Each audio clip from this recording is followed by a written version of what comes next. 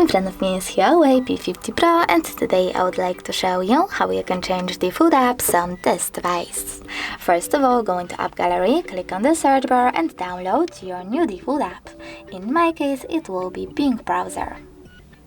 I already have it though, so I can go into settings right away, select apps and click on default apps. Over here, select one of those sections. I want to change more browser apps, I have to tap on it and tap on Bing browser to set it up.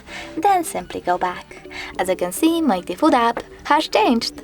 Thanks so much for watching. If you enjoyed this video, don't forget to leave a like, comment and subscribe. Bye!